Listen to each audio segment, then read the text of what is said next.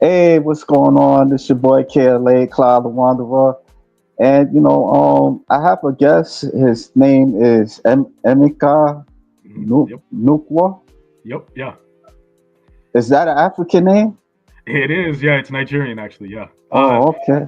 Emeka isn't even my full first name. That's just the shortened version. So, Oh, interesting. Okay. Was yeah. you born here? I was. Yeah. Yeah. Oh, Yeah. okay. So, born here in the U.S. and Yeah. half Nigerian, half Puerto Yeah. Rican. Yeah.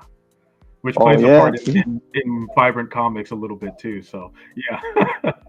Oh, wow. Wow. Wow. Your whose side? Your mother's Nigerian or your father? My dad is Nigerian, and then my mom's Puerto Rican. Oh, wow. Okay. What, they Yeah. met in Yeah. Puerto Rico No, I or they know. Yeah, met? crazy. It's a pretty strange, not strange, but a weird or unique mix. But they met at a tech company back in the day. My dad was in Okay. IT, and my mom was an admin, and I guess they hit it off. Oh, okay. Okay. Yeah, Yeah. yeah. I was born here, but my folks are from Liberia. That's why it They're caught from your where? name caught my interest. Yeah, Liberia, Oh, Liberia. Monrovia, Oh, okay, Liberia. cool. Yeah, Oh, yeah, nice. Yeah, it's yeah. always cool to kind of see that and see the U.S. born kids with the parents The from African Africa. So names. yeah, yeah. Yeah. Well, anyway, I appreciate you coming through. Yeah, Yeah, definitely. I just, you caught my interest with your page, with your Instagram page, Vibrant Comics. Won't you tell me and the viewers how it all started for you? Yeah, yeah. Oh man, the way it started. So I'm fairly young, right? I'm 27 years old. I guess I don't really care too much to admit it, but back when like Ben 10, Teen Titans, those animated shows were on. Avatar: The Last Airbender, those were all like the best thing ever. I remember waiting, Saturday morning to go and watch those shows. 'Cause that's usually when they would pop up, or like Justice League animated, all those good shows, and a few of those, really stuck out to me. Like I think one for sure that stuck out to me that I don't think any show has really emulated since is Static Shock. For me, Yeah, seeing that was like the first main character being black and then like the sidekick being white. I'm like, whoa, no way, this isn't real. So that was really yeah, cool. And then they obviously went and touched on a lot of the like cultural issues and things while still being a superhero show. So I thought that was cool. So I thought having a main black character that's not just supporting was cool. And then another thing that stuck out to me was in Teen Titans, the original one, I would say, not the Teen Titans Go.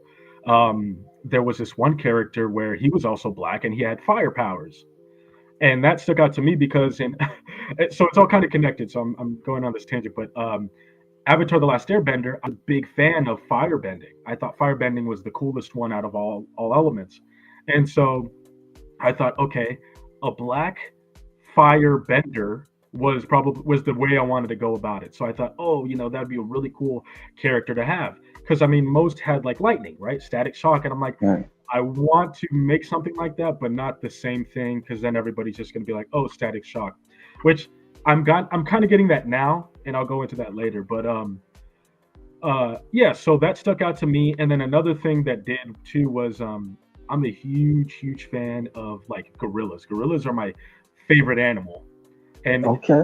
this sounds very strange and weird, but it'll make sense coming soon. Um, but so big fan of gorillas, right? Just a little side note there. And then Ben 10. There's this one character or alien, right? It's about a kid who gets an alien watch, can turn into different alien species, and one of them is he calls Accelerate, which has super speed. And I thought the design was really cool. I thought the face mask that popped up and had like a little X on it looked really cool. And so I remember the first time I started kind of doodling, which was I think in middle school. Um, I was drawing a monkey-like character with the design of Accelerate.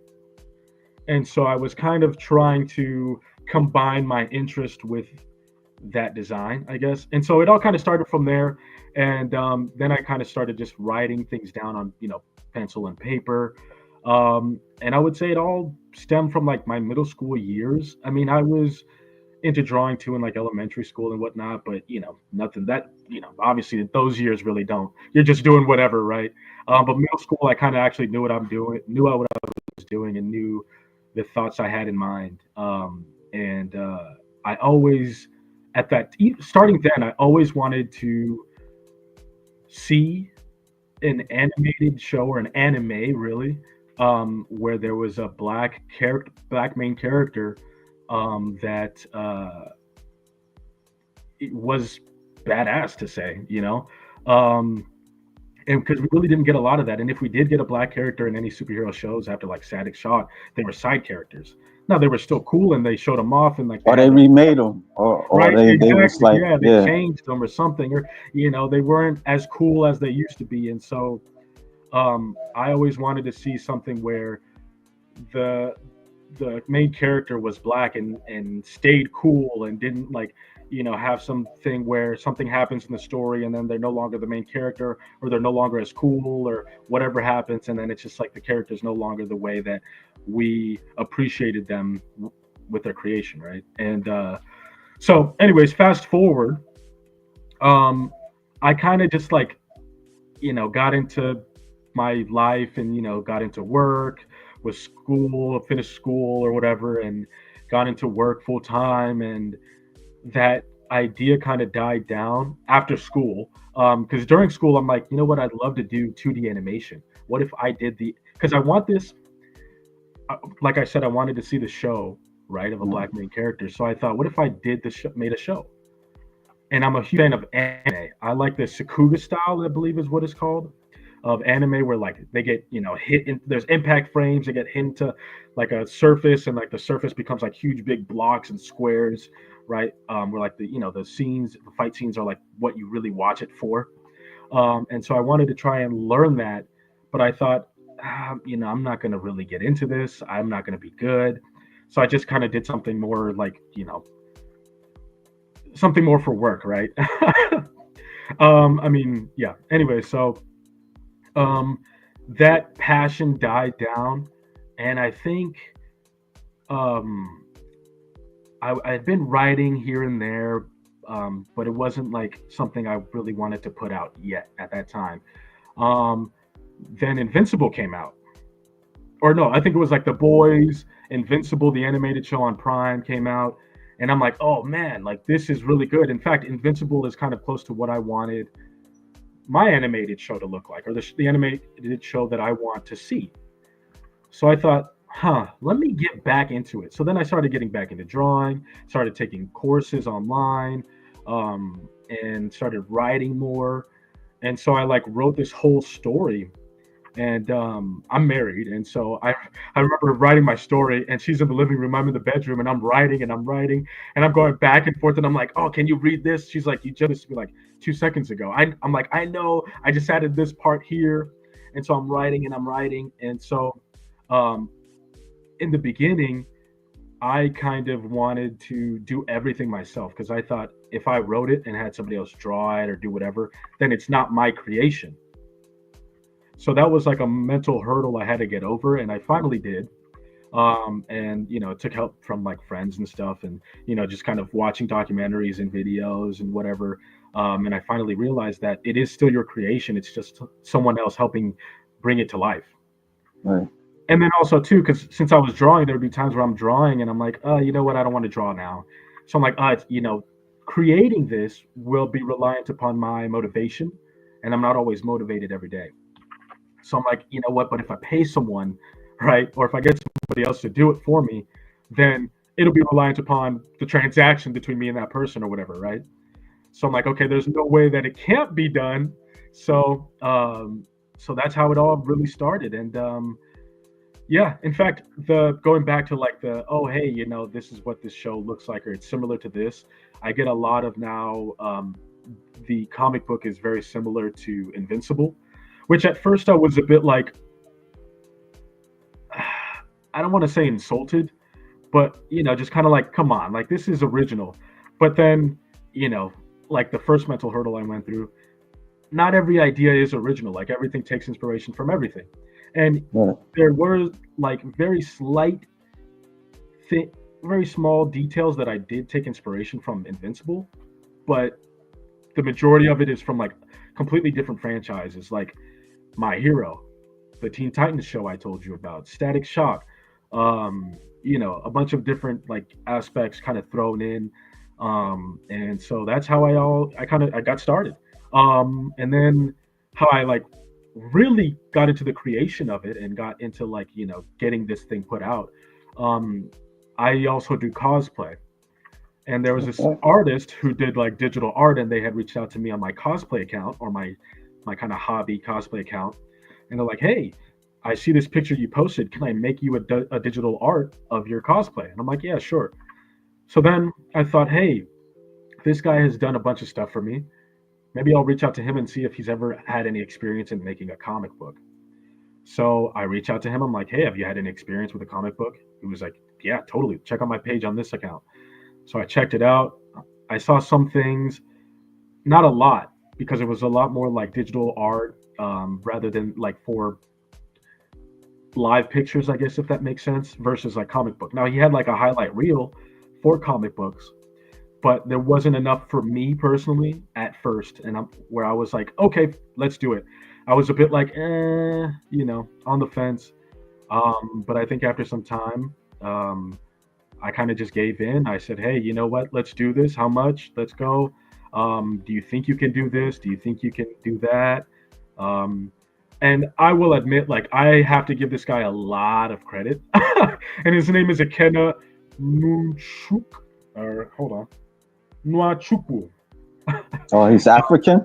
He's also Nigerian. Funny thing too. Oh, okay. So yeah, so it was we were able to kind of connect on that level where, sorry, I'm half Nigerian and then he's full Nigerian, and so we were kind of able to connect that way. So it was another layer of like understanding. We're like, okay, or connection, I should say. And yeah, I hired him. He was able to do what I asked, and poor guy. Like all I did at first was just write it. I just wrote the story. I didn't write it in a comic book script.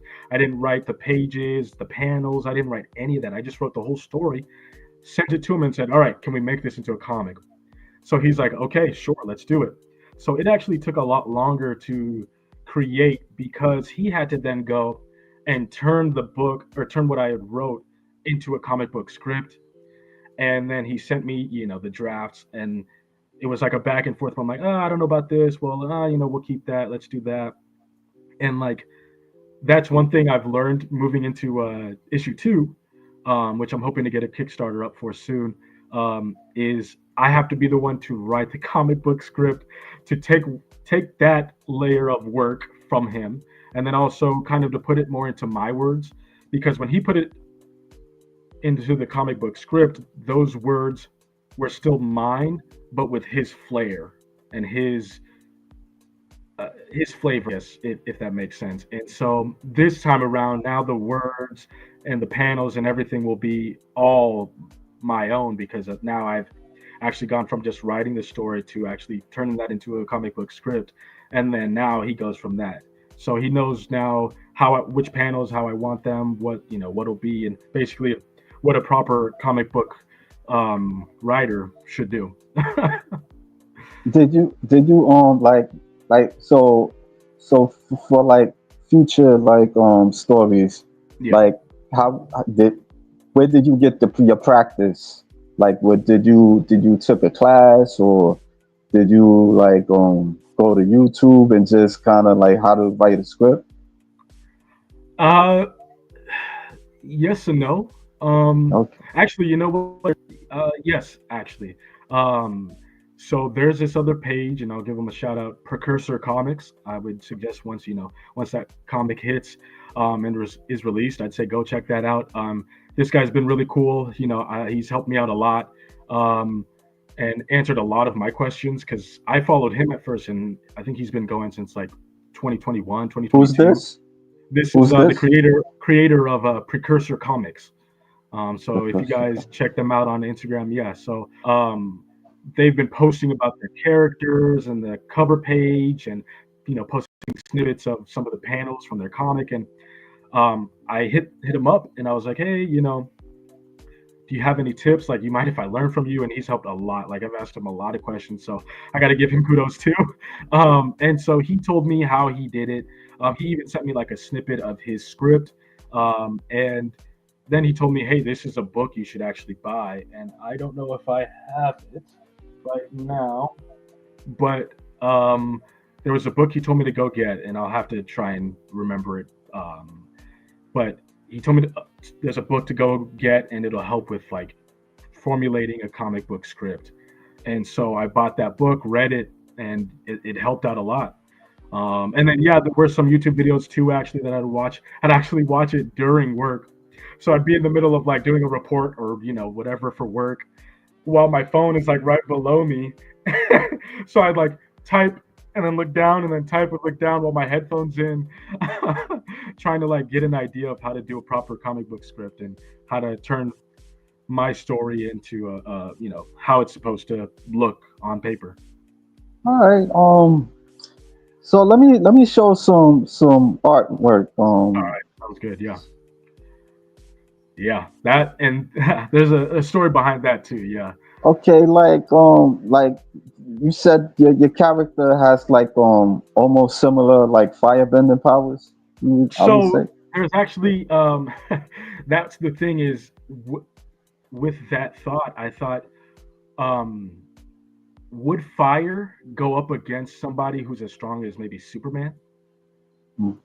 And so I thought, no, Superman would walk through fire, right?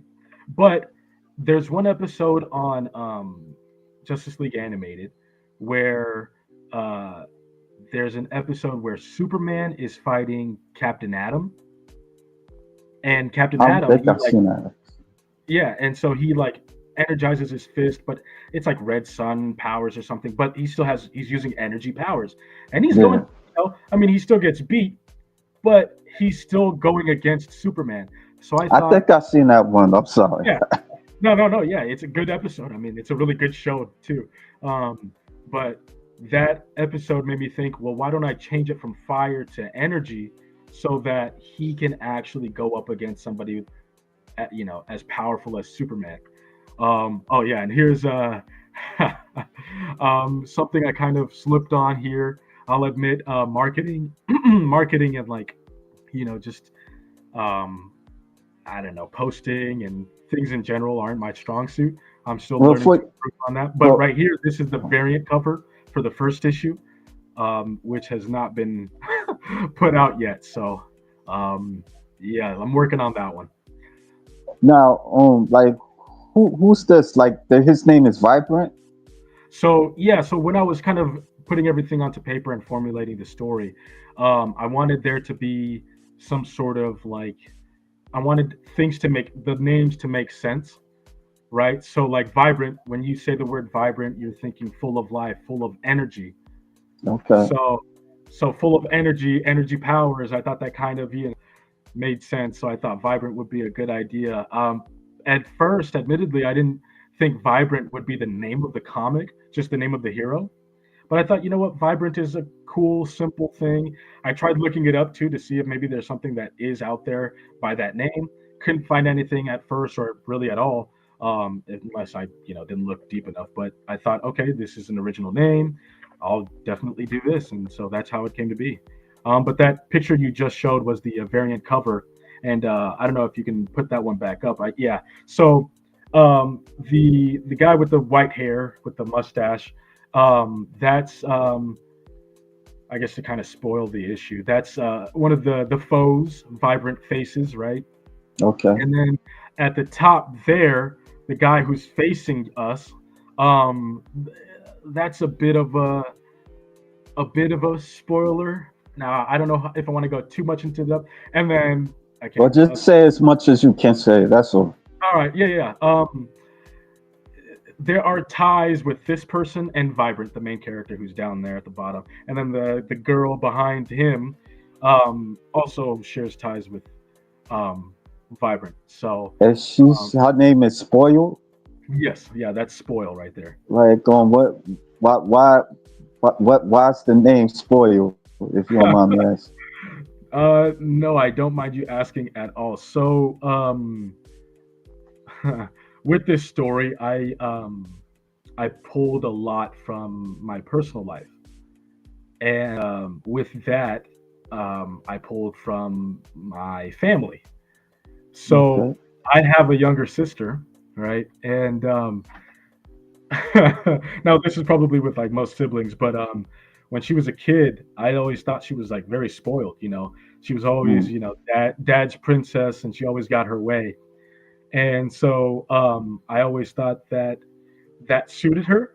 And so I'm like, you know what? Let me put this in, and there will be uh, well, I guess I kind of well, I indirectly just spoiled it, but anyways, yeah. So I kind of applied that to the story, and spoil with this. That's Foreman's daughter, so the guy with the white who is facing on the variant cover, facing his back, facing us. Um, I think that Foreman. let Oh yeah, if you me can show the see. picture. Yeah, I think it's on my page. I Is don't know this if I him? got it over to you. No, that's Impact. So that's a guy who you saw where his hands were like that. Um, Let me Foreman, he's see. bald with the big beard, has like the golden. No, not that one. Oh, actually, you know what? It might have been one of the ones I did share with you. So these are some characters too. You got Jeffrey Price. Oh well, we'll go over Foreman first, and then we'll go through. Yeah, let me. I'll show the other picture first. Yeah. Okay. So I'll explain this one while you look for Foreman. So Ray is the secret identity of Techno Geek. Mark, who you saw there, was the secret identity of Atlas, and then there was Dawn, who plays a plays slash will play a big important part within this arc. And then Jeffrey Price, who also plays a big role as well, and he both of those guys make an appearance in the first issue. So basically, that whole four characters you saw, five characters made an appearance in the first issue, and I think the Butler, he who was on this side, he is barely in the Oh, issue, okay. but I didn't. yeah. So this guy here, the guy facing his back facing us, that's Foreman, and in the issue, um, he is like the number one hero. He joins the government and creates this team called the Union. And so his daughter, Spoil, is there, and they share power. So Foreman's power is like blue energy, and then Spoil's power is like pinkish purple energy.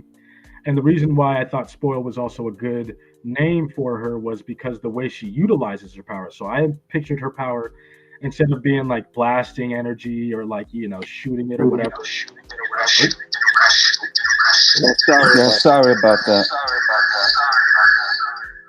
You hear me? You hear me? yeah, I can hear you.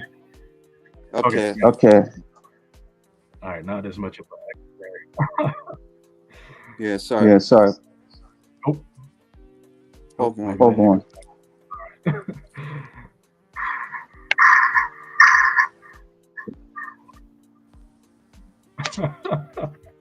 Well, Yeah, sorry. sorry.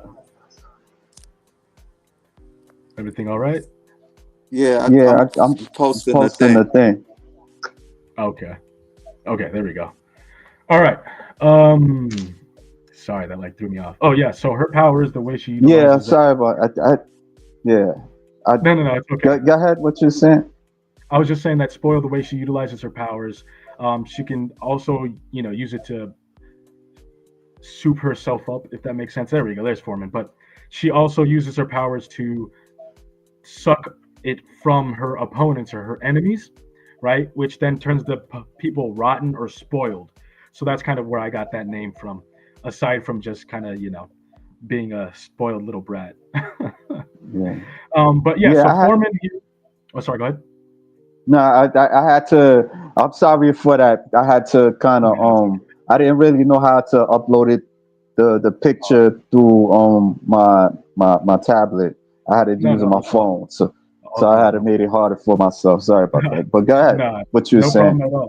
Yeah. So that's Spoil, and then Foreman, who was just up. I don't know if you could put that guy back up.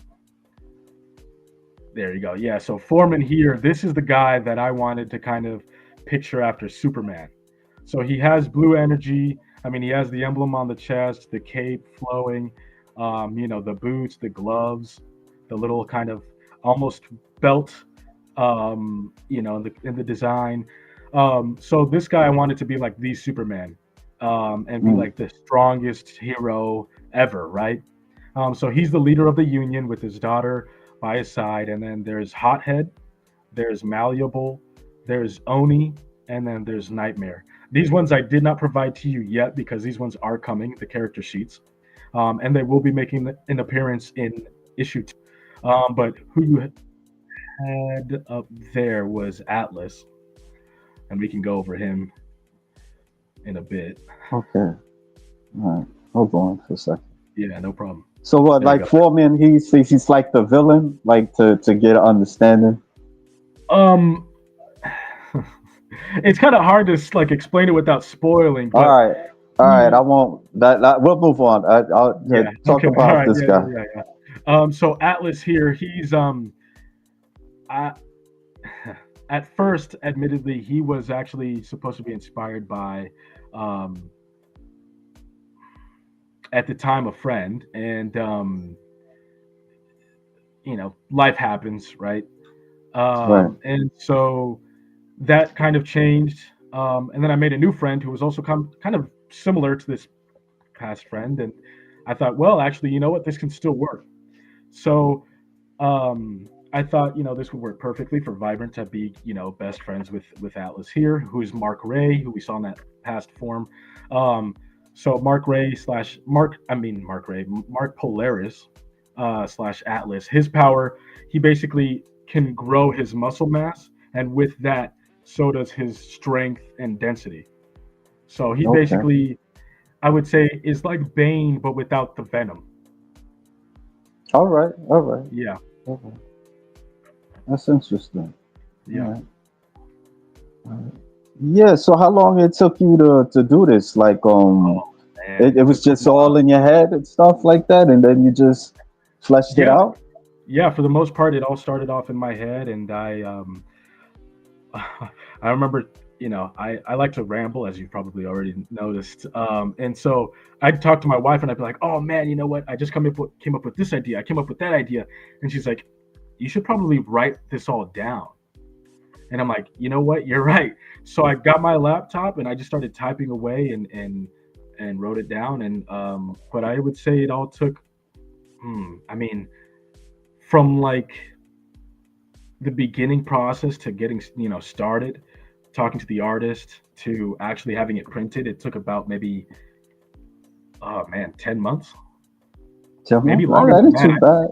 I That ain't think too if bad. anything, I think maybe 11 or so, maybe even the full year, because I think I had talked to the artist like in late last year, late 2023, and Mm, yeah, so it's been some time. I want to say, if anything, a full year at most, and then if okay. at minimum it was probably maybe 10 months.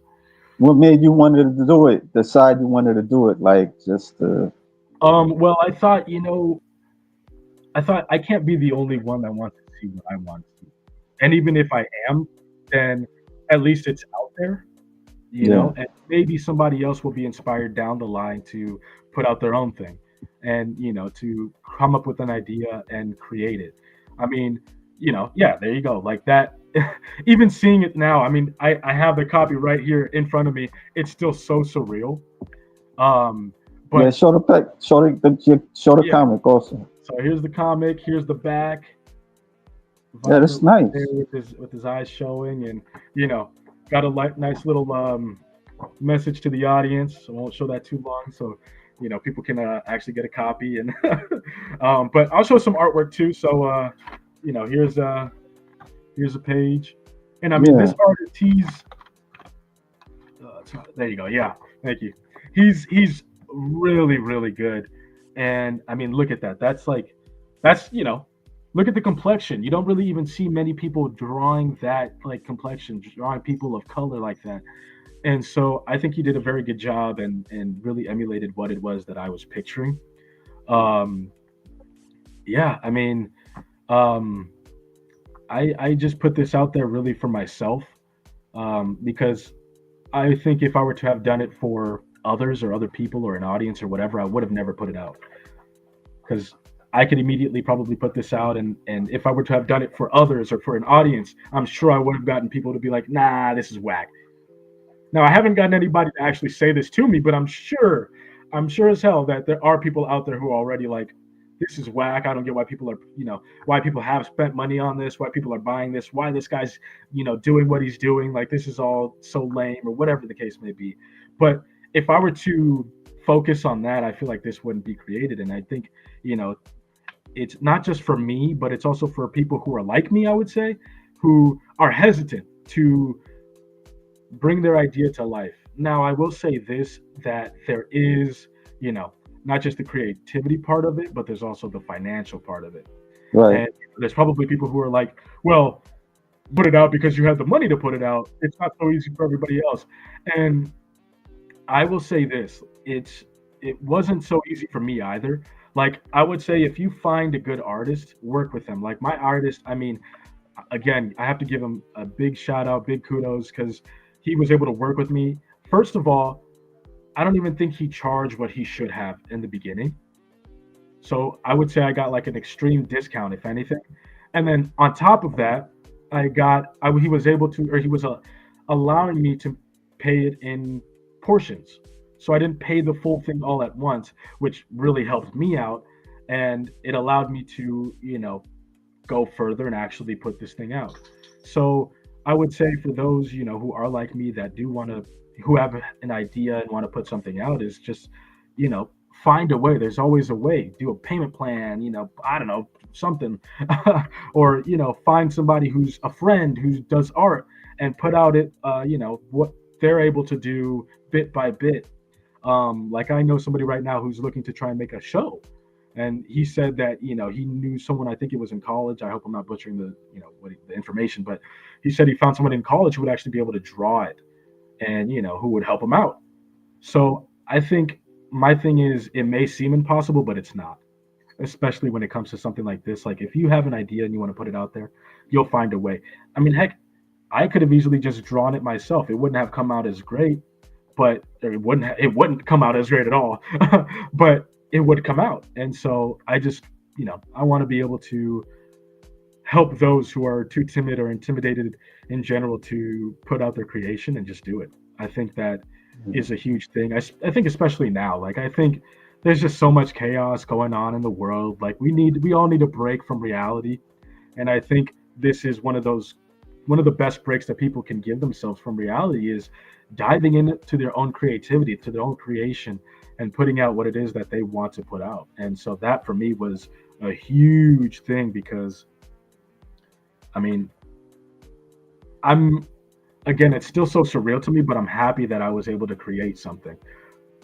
And for people who actually know me personally, know that this is something that I wouldn't ever be able to say.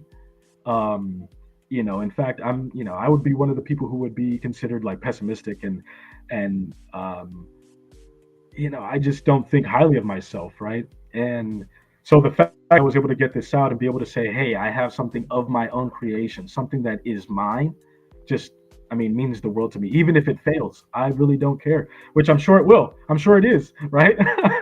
But Like, yeah. before you go on, how many copies you kind of sold out, or like I can actually pull that out. feedback and all that stuff?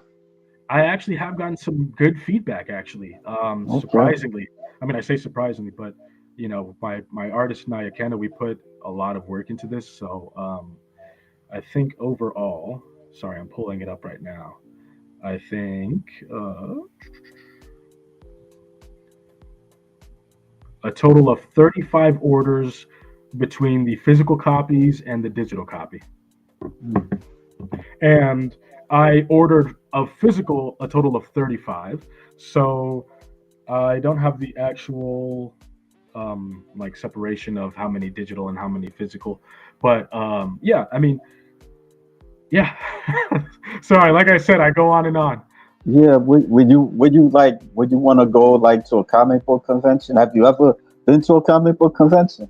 Yeah, yeah. As a cosplayer, I've been to multiple. I mean, Oh yeah, yeah, you said cosplay. Yeah, I forgot.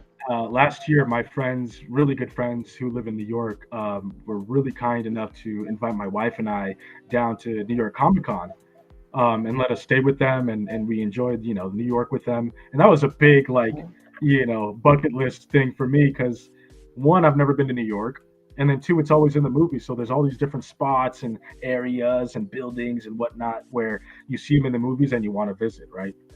And so I was able to do that, and so yeah, I've been to a bunch of Comic Cons. Um, there is one that's very local to me. That's in. So I'm in. I mean, I guess saying the city won't be too bad, but I'm in San Jose, California, right? Okay. And there's a convention that just started up this year called GalaxyCon. So there's a GalaxyCon San Jose, and it was really good. First local convention that was here in San Jose was Silicon by Adam Savage, and I don't know, that just got canceled or whatever happened there. But I do plan on hopefully the next GalaxyCon to set up a table and try and hopefully be putting out issue 2 of Vibrant next Yeah. time. So you working on issue 2 right now?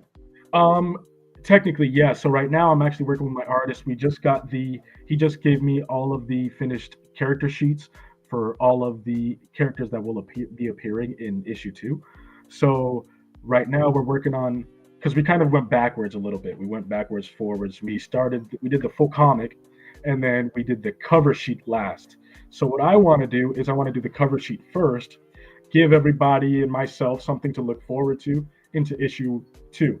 Once we get the cover art for issue 2 going, then I'll go ahead and I'll put the Kickstarter up, and then we'll get that rolling because the process, the way I wanted to do it, and I think there was uh, a couple people who were like, yeah, you should probably do it this way.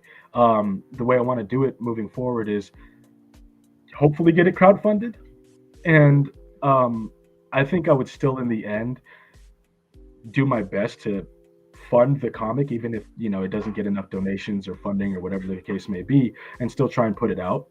But I think this time around, I don't want to self-fund the entirety of the comic, especially considering that the artist realized he was like, "Hey, man, this is way more work," and especially dealing with me, right? He probably prices has increased, and so which I mean, understandably so. Like I think I got a crazy good deal for the first issue. So going into this one, I think it's more reasonable, and so I think it would be a good thing to put on to Kickstarter and offer some tiers and some cool little stickers or posters or whatever the case may be. I've even been thinking about maybe shirts. So yeah, Yeah, that's cool. Like so it's just you and the Nigerian guy. Yeah. yeah, me and my artist. Yeah, me and my artist Oh, again. okay. All right. So Yeah, so so he does so so he does the coloring and he does all of it. I do the oh, okay. writing. I'm doing the character or the comic script, and then he does like all this you see right here. He did the womp, the smash, the bam, the wham, the coloring, the inking, the shading, the drawing. He's the full entire artist for the entire comic. Oh. Yeah, he's really good. I mean, that right there. It like I, wow. I remember months ago, I interviewed somebody, I think from Nigeria also. He did like a superhero character. He had like the same vision as you, like a lot of people do. Like Yeah. you're not the only one to say that. Like that they don't see too many black superheroes stick out like that. And it's there's truth to it too. Yeah. And so, yeah, he did like he developed a character that was based on thunder and stuff like that. Yeah, Okay. Cool. yeah, he Yeah. was kind of really influenced by stuff he seen Yeah. when he was in Africa. Because they do have like a comic industry, but it's very small. It ain't like here, very Yeah. very small. Yeah, I So know yeah, it's popping here in the U.S. when it comes to comic books. I mean, you have yeah, like the big guys, right? You have Marvel, DC, Image, Dark Horse, right? Like all these big guys, IDW. Um, but it is nice to see. I think you were saying there is truth to not seeing any heroes or main characters really. I think of color um, around, and like you were saying, there is truth to it. Mainly though, in like main media or popular media, like currently right now, MCU is probably one of the biggest forms of media right now. Um, there's not many characters. I mean, the biggest thing we have is like Black Panther. yeah, yeah. And I that mean, was made by people that wasn't black. Black Lightning was I, made by somebody that wasn't black. I yeah. learned that there was a superhero in the 40s. I think his name he was called Lion Man, Okay. and they took it out because you know I forgot they took it out because he in the comic book he would kind of like beat up the white settlers and stuff, Yeah. and yeah, and so they had a so Yeah. like I think like the authority of comics, they had an issue with that. Wow. So the guy that created him, I think he was like a editor, a newspaper editor for a black for a black newspaper, and so Yeah. he just came with the character, and I think it was just one issue, but I think it made like an impact to a point where that they had to let that go, like they canceled it, they Yeah. deceased it. Yeah. The, Yeah. Yeah. but they always, like throughout history, they had black cartoonists, but Yeah. it's like you just never, you wouldn't know Mhm.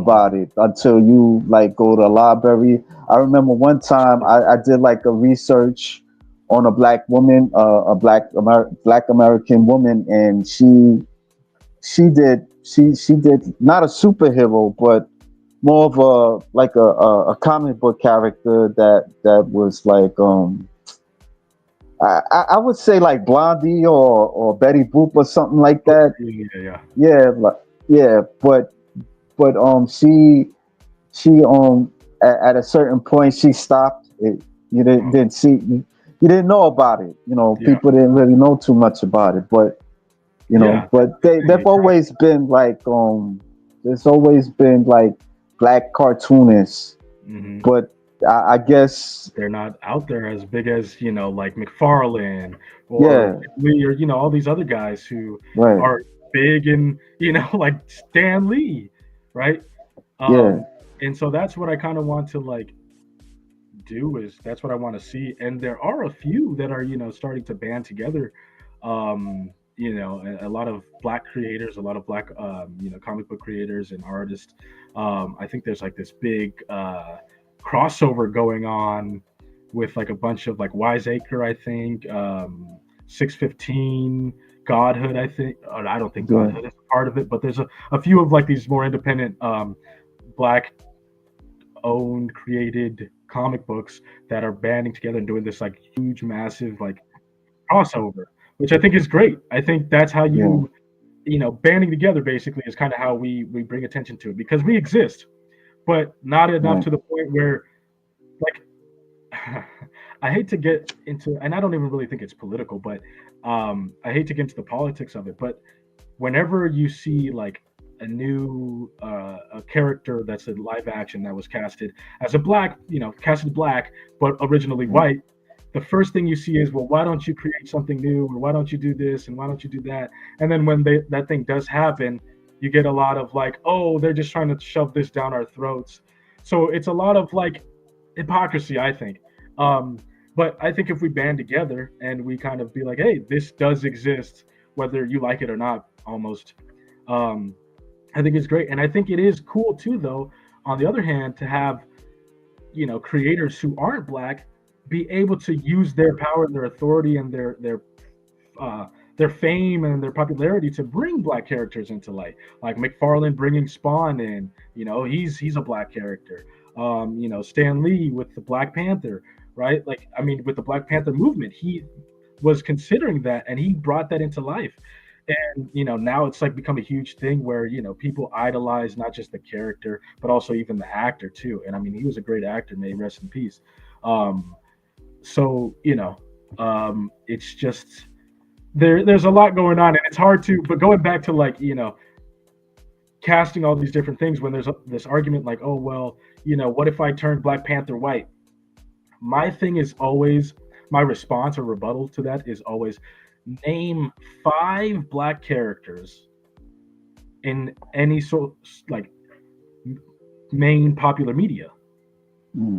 It's almost impossible to do for other people, right? For me, I feel like it's easy. You got Blue Marvel, you got I say that and then I'm blanking. You got Blue Marvel, you got Bill Foster, Goliath, you got Storm, Blade, you got Spawn, you got all these different guys. Miles Morales, you got oh man, why am I blanking? Isaiah Bradley, Captain America. You got whatever his nephew's name is, Patriot in the Marvel comics. But it's harder for others or most people to do that when it comes to black characters. But when it comes to white characters, you could name off the bat Iron Man, Captain America, Thor, Bruce Banner, Hawkeye, Black Widow. All these people have white complexion skin that you could easily name off the bat. Off the bat, you can't really do that with black characters. And then people like always use like Black Panther as like the main one. Black Panther or even Miles Morales, who right now is big in media because of Into the Spider-Verse, which is great movie. But you can't really do that. Like, there's only those 2 right now who are big. Nobody else. Growing up, did you ever read Milestone comics? Milestone? I did not know. Yeah, that's where they have Static Shock. Yes, that's right. There's Static Shock, and there was one who I was trying to name, but Icon. Icon. I wanted to say Impact because I was thinking my character, but it's Icon. Yep, that's who I was thinking. Yeah. So, yeah, I mean, it's just it's a journey, right? It's all these factors and different things, and it's been something that's been great. I mean, I've gotten a lot of feedback. I got really great supporting friends and family who have purchased comics and been like, hey, this was really cool, and they've given me constructive criticism as well, like, hey, maybe tweak this a little bit, this was a little could use a little bit of improvement. And so I'm going to definitely be taking that into consideration coming into issue 2, and we're going bigger and better. How do you see 2025? Oh man, definitely I would say going into 2025 we're going some with issue 2. It would be really cool if we can have issue 2 out and then start going into issue 3. That would be great. I have that script written already as well, and it'd be really cool. And with that one, actually, there are even more characters I'm planning on introducing. That one, this comic right here, first issue, is about 25 pages of the actual comic story. The next one will be about 25 or so as well. And then issue 3, where we introduce more characters, where we're kind of establishing the grounds and origins of all of the characters coming in, will be about 30 pages, I'm thinking. Maybe a bit longer, because we're introducing an entire team for Vibrant, Techno Geek, and Atlas there. So they'll have their own team to be able to go up against whoever they need to. Yeah, I was going to ask you how is this universe is going to form? Like, So yeah, we're still kind of I don't want to say still working on that because I have it established, but the world, the way it's going to be is I guess to kind of give a summary. In this world, the Vibrant world, comic world, there's the government who is associated, or I guess there's this team of superheroes associated with the government, and they're kind of government backed, right? And they're called the Union. So you have Foreman, who is the character we went over, who's like the Superman. And then you have Spoil, who's like, I guess, Wonder Woman. She's not an Amazonian or whatever, but she's like, the support, the female, the second person who's like just as strong, if not slightly less stronger than the main. And then you have Oni, who is and I can give this away, but he's a samurai back from the feudal Japan era, where he found a magical sword, and so he's been alive and young since then, and he's basically immortal with the sword. If he doesn't have the sword, however, then it's a different story. But with the sword, he has a lot of leeway to do a lot of things. And then you have Hothead, who is the another powerhouse on the team. So she turns into this like volcanic state and has the power to like basically turn volcanoes out of nowhere. Out of she'll put her hands to the ground and then volcanoes erupt, and she can actually control the stream of it. So if they're going up, she can have them bend and go towards her opponents or enemies. Right. And then you have Malleable, because I wanted there to be like a comedic relief on that team. Malleable, I want to say the character he's like mostly like is Plastic Man. Okay. So he can shapeshift and change forms of his body into whatever. He can expand and extend as long and as far and as big as he needs to, as big as he can or wants, basically. So he can actually grow big, like tall, like a kaiju or whatever, or he can shrink into like the size of a coin. And then he's doing nothing but cracking jokes. And then lastly, there's Nightmare. Now, Nightmare, I know the background and backstory, but for now, for some time in the story, his origins and his abilities, or at least as far as his abilities go, are all unknown. So, Okay. yeah, I want that character. He's supposed to be a mystery character, and there's a reason behind why. And that's kind of one of the plot twists, because I feel like every good story has a good plot twist, right? Like that's what you look forward to, and that's where you're like, oh, okay, I did not see that coming. I don't want the story to be very steady and just streamlined. I want it to be, where it's going like this, and then it's boom, boom, boom, and then boom, So that character is a little ace in my sleeve or ace in the hole or whatever the saying goes. Yeah. So Yeah, that's that. Sorry, go ahead. No, I was about to ask. Do you know this person, Oh, Vince Pella? I do. Yeah, no way. Yeah, what's Said going on, man? Vibrant goes hard. Yeah. That's my buddy. Actually, that's my buddy right there. Yeah, who invited me to New York and helped me accomplish one of my biggest bucket list items of going to New York and New York Comic Con. So yeah, hey, what's going on, Vince? Yeah. Yeah. Thanks for watching, Vince. Yeah, thank you. I can't see Yeah. who's watching, but yeah. Yeah. So I don't know. I'm gonna lay this question on you. Like, what Oh, yeah, what makes Vibrant Comics stand out? Other than Marvel, DC. I know you was talking about seeing identity, but what it stands out? What makes Yeah. it stands out? Okay, yeah, for sure. I mean, one of the biggest things I think is how contained it is. Like one of the things most people like about like Spider-Man per se is how he's the friendly neighborhood Spider-Man. He stays within his neighborhood. He's doing this, that, and the other within his universe, within his story. And that's what I want with this one. Like this is supposed to be within its own thing. There's no multiversal dimension hopping. There's no time traveling. There's no some guy looking to get 6 rocks, put them together on a glove, and delete half the universe. It's more contained, and I think what puts that aside from Marvel and how it's unique is it tells its own story. It doesn't need all these different crazy aspects to tell the story. It's contained, and it's polarized around just Vibrant's universe, if that makes sense. It's a small time thing, and eventually there might be some multi-dimensional hopping, some time traveling, some guy with 6 stones. No, not I'm kidding, no 6 stones, but there might be some of those other aspects or Okay. things in the story. But what makes this different, I think, is it's very personal to me. And you know what, maybe I'll get a little deep with this one. So the reason why I would say it is it's unique from Marvel is it's personal to me because I applied heavily my own story, my own life story to this comic, to this the story of this comic. And one of the biggest things is my relationship with my dad.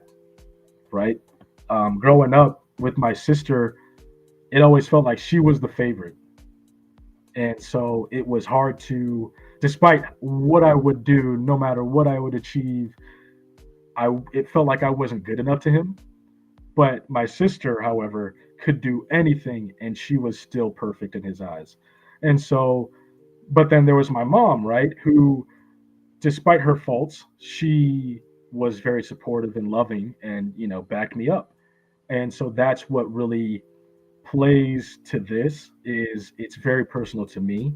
And it's, yeah. So I would say that's what's unique. Like there's no super soldier, no Iron Man in a cave, no gamma radiation. It's all um, a lot to do with my own life. Yeah, I mean, so what?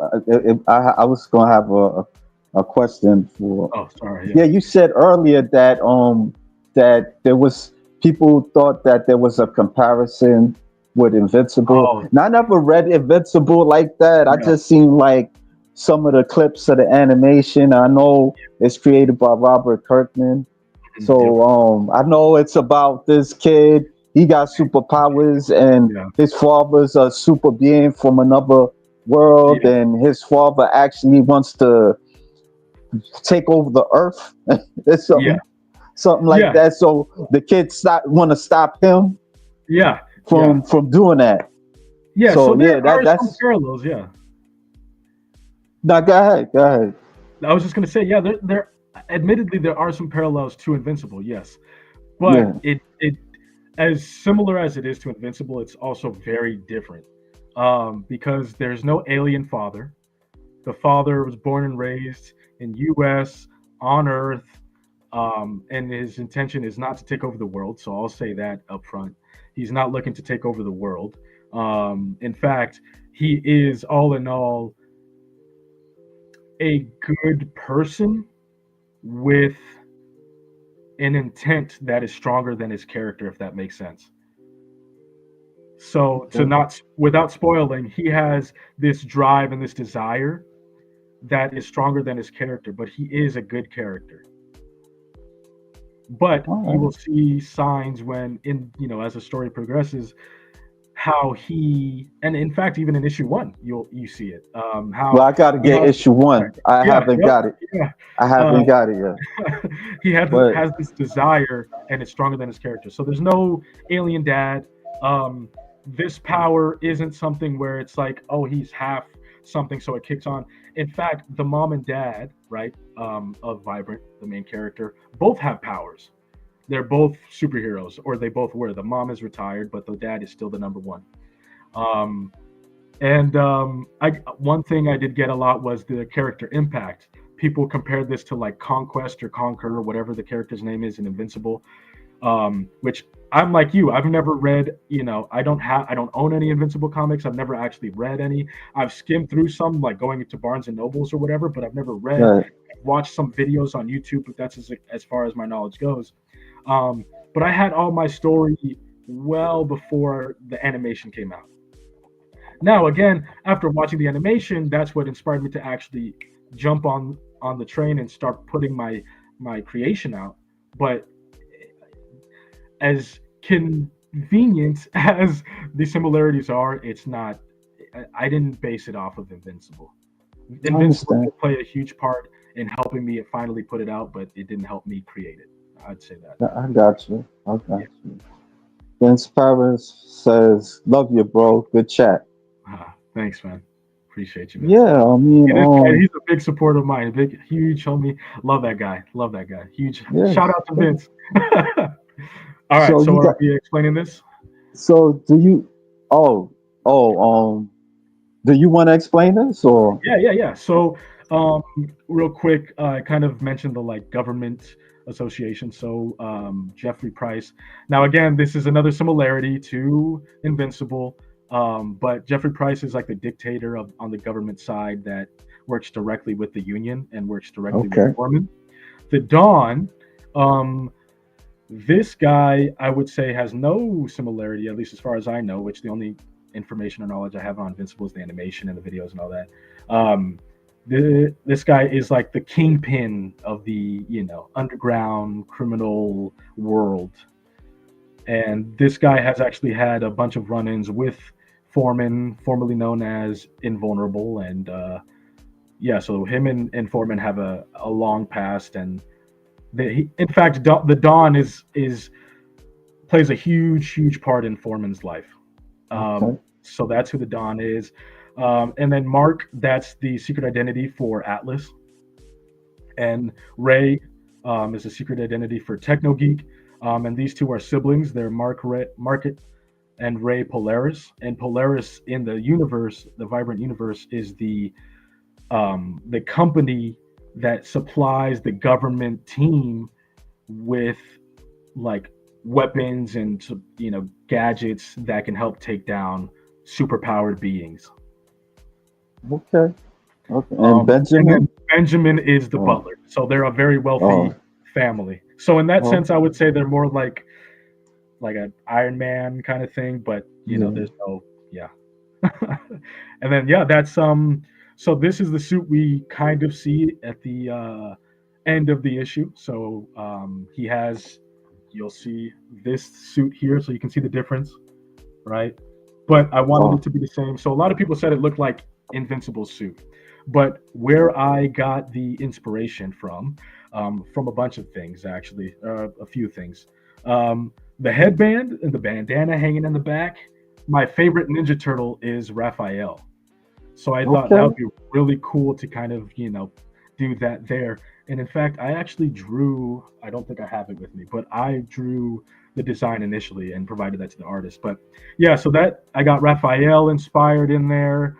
I think, some kind of Teen Titans inspiration, some Young Justice actually too in the design, some of their suits. So, and what a little bit of inspiration too was Superboy, not Prime. There's like a Superboy in one show or book or something where he has like an all black suit and there's like red lines throughout and they kind of glow. I know what you're talking about. Yeah. I think he's from the Teen Titans. Yeah, that might have been. I think. Yeah. So that's what played another part in designing that suit as well. Yeah. Well, this was good. I mean, it's interesting. I mean, in terms of like taking stuff from other like how am I put it, like from other franchises or whatever thing that was used, like franchise, whatever. I looking back, Batman was created through Zorro. If you don't look at it. Oh, that's right. Yeah, because like the movie they went to go see. Yeah. Yep. Yeah, and and what else it was? What else it kind of derived from? He took, like Bob Kane. He took stuff from Zorro, and he took it because with the Joker, he seen like a motion picture, a silent film of a guy with a big grin, and that's where he got the Joker from. Huh. Okay. So. Yeah. So I mean, it always been like that. They always. I mean, I remember DC and Marvel always had issues of taking stuff from each other. Yeah. Yeah. Exactly. So I mean, I wouldn't worry about it. Deathstroke. Yeah. Yeah. So Wade Wilson, Slade Wilson. Yeah. So it's like, I mean, it's not one thing I'm really worried about either. I'm not like, oh my gosh, somebody's gonna think I'm doing plagiarism, because I'm really not. Because I think there's enough inspiration from multiple things and franchises and media and whatnot, and then all kind of mashed and created this amalgamation of all those different things to where it varies from all of these different stories. Now, Invincible is probably the closest thing that is similar to this story, but even then, it's not really. There's no aliens. That's like a big thing right now in Invincible. No aliens. No. Well, I was going to say no taking over the world. No taking over the world from anybody's father. I'll say that. How about that? No, But can I ask you something like, but what's the origin in the story? Like, or is it I have to read the comic um, to know about the origin? I'll give you a synopsis. I think is the right word. Okay. Yeah. So it's about a a kid who, actually, you know what? I'm gonna read it because I wrote it down, preparing for this. So if you don't mind me Okay. actually reading it rather than trying to Yeah. ramble on. Da-da-da-da.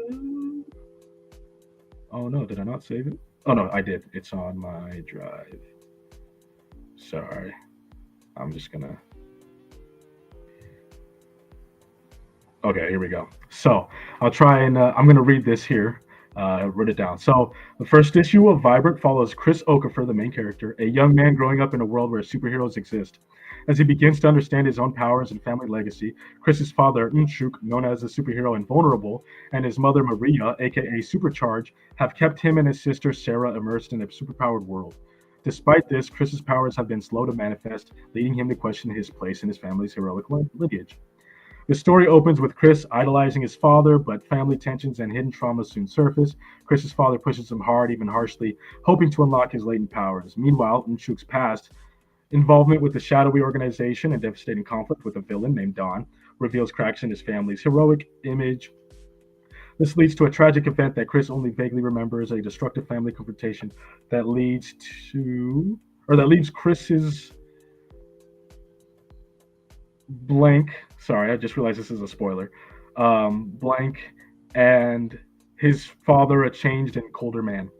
Years later, while Chris is a college student, he secretly begins his vigilante work, calling himself unstoppable. During this time, he discovers that his friends, Ray and Mark, are also secretly heroes working against the government's task force initiatives.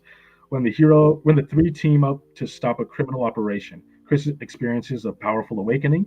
His powers finally manifest in a critical fight, sorry, allowing him to save his friends from a powerful villain. Inspired by his new abilities and the support of his friends, Chris takes on a new superhero identity, Vibrant. Okay. So All yeah, right. that is what the first issue is about. So basically, Oh, a coming of age, typical, has this superhero lineage, or expectancy, I guess, where he's expected to live up to this thing. His sister's living up to this thing. His sister's seen as such a great role model, or not a great role model, but a great example already of what the kid should be. But Chris, unfortunately, is not, and that really messes with him as well. And by the end of this issue, we see that finally kind of come to fruition, and then just unlock his ability and help his friends out. all right. Last question. Where would they get it? Like through your website? Yeah, so you can visit vibrantcomics.cartel.com, I think is the website. Um, or you can check out my Instagram page at vibrant underscore comic. You can instant message me if anything, and I'll sell it there. Or I think it might be best actually to go to my website, but you can find me on Instagram at vibrant underscore comic.